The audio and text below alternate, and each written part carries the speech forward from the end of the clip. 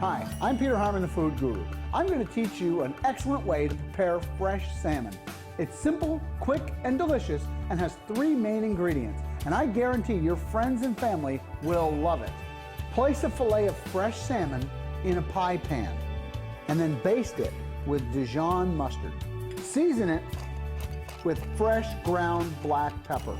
Now bury the salmon in about 1/2 cup of brown sugar.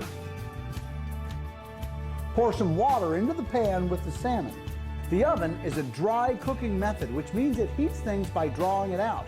In this case, the oven will absorb all the water from the pan and leave the fish moist and delicious. Test the fish by sticking a knife in the center.